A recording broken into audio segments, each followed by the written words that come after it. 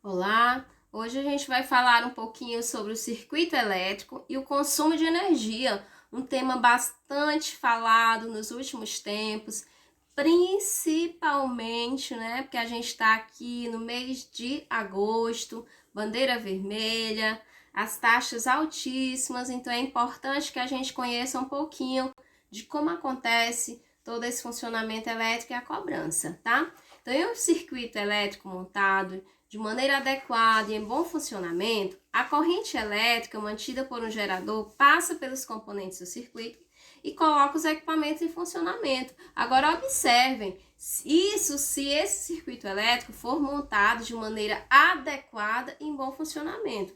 Se eu coloco uma pessoa que não tem uma formação em eletricidade, que não tem esse conhecimento, pode acontecer o quê? Um acidente, não haver a formação adequada desse circuito elétrico, haver vazamentos de carga, eu ter uma cobrança maior ainda na minha conta de energia, porque eu estou tendo vazamento de carga, e o pior ainda, acidentes. Às vezes a gente ouve falar, houve um curto-circuito na instalação, pegou fogo na casa. Então, por quê? Porque pode ter havido aí algum probleminha nesse circuito, nessa passagem, tá bom? Então, é muito importante que a gente saiba que é preciso que tenhamos um profissional qualificado para fazer ligações elétricas, tá? Então, mas o que vem a ser o circuito elétrico? Conjunto de componentes pelos quais passa a corrente elétrica. Apenas isso, por isso o nome circuito. E o que é que tem em um circuito elétrico? Os circuitos mais simples, eles são formados por essas partes aqui: gerador, condutor, resistor e interruptor ou chave.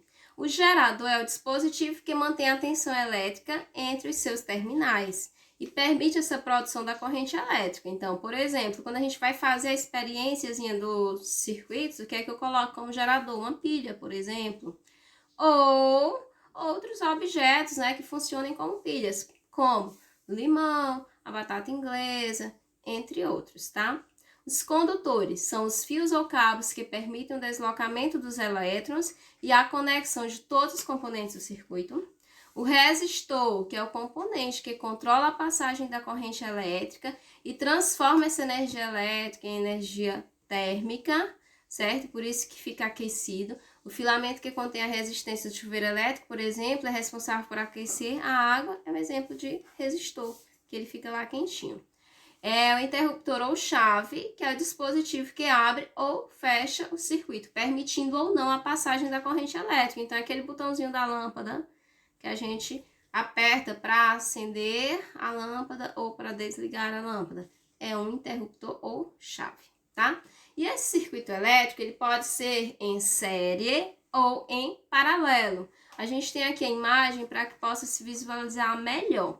Então, o que é o circuito elétrico em série? É quando os elementos são conectados no mesmo fio, observem aí o fiozinho azul, e os dois elementos conectados, e só há um caminho de passagem para a corrente elétrica, tá?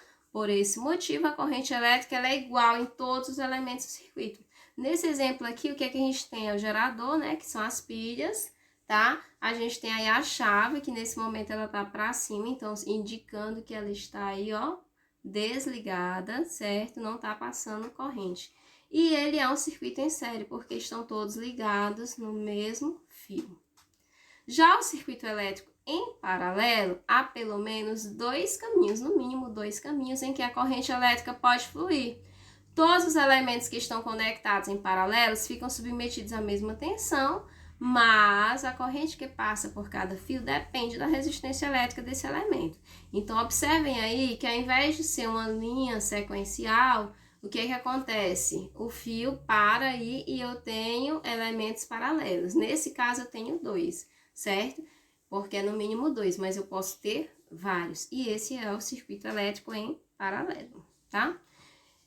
E agora que a gente já conhece um pouquinho do circuito, vamos falar do consumo de energia elétrica. Então, a energia, ela não tem uma fonte inesgotável. E toda a energia utilizada nas atividades humanas é resultado de algum tipo de transformação. Alguma transformação aconteceu e não é inesgotável. Então, no Brasil, a energia elétrica é obtida principalmente da energia cinética da água, certo? Que são as hidrelétricas, ou da energia proveniente de combustíveis como gás natural, biomassa e derivados do petróleo, que é utilizada em menos quantidade, mas também é utilizada, principalmente em períodos como esse que a gente está agora do ano, como agosto, setembro, que há um consumo maior de energia elétrica, aí se utiliza mais essa fonte da queima de combustíveis, devido a uma queda no nível de água das hidrelétricas. Então, assim, há uma necessidade, além da questão econômica, de uma consciência nossa de utilizar menos energia elétrica, certo?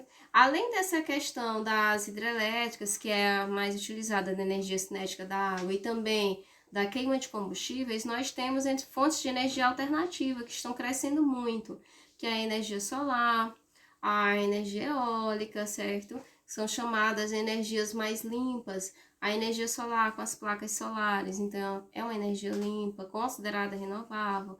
A energia eólica, a gente tem ali a poluição visual, tem o prejuízo para os pássaros, mas também é considerada energia renovável, porque é energia do vento.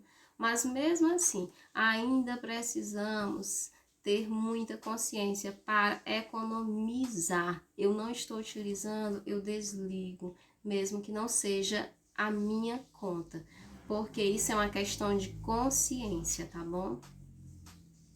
E aí, como é que eu posso calcular a energia elétrica? Então, eu estou lá na minha casa, eu quero calcular, eu quero saber quanto é que cada aparelho gasta, para eu saber qual é o aparelho que eu devo usar mais ou menos. Então, o que é que eu vou fazer? Esse cálculo da energia elétrica consumida pelos aparelhos eletrodomésticos pode ser feito com base na potência deles. Quando a gente compra, todos eles vêm com um adesivo, é obrigatório, certo? Da Anatel, dizendo a potência, classificando A, B, C, D, se ele é um aparelho econômico, se ele não é. Então, eu vou calcular com base na potência e no tempo que cada um desses aparelhos permanece ligado. E aí, desse modo, a energia elétrica consumida vai ser calculada em quilowatt-hora, tá? Por exemplo, aqui no caso de um chuveiro elétrico, vamos dizer que eu tenho um chuveiro convencional, considerando que ele é um chuveiro de 4.500 volts, ou seja, 4,5 kW fazendo a transformação, e ele é utilizado 1h30 por dia, ou seja, 1h30 minutos, durante 30 dias. Como é que eu vou calcular aí o que eu estou gastando de quilowatts? Então, energia elétrica é igual a potência vezes a variação do tempo. A potência é 4,5 kWh, a variação do tempo é 1h30 por 30 dias, então multiplico tudo e encontro aí o meu gasto elétrico de 202,5 kWh.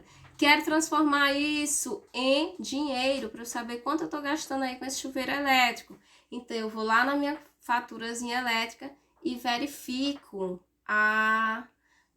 qual o valor do meu quilowatt-hora nesse mês. E aí eu só multiplico, assim eu vou saber quanto eu estou gastando por mês nesse aparelho aí, tá?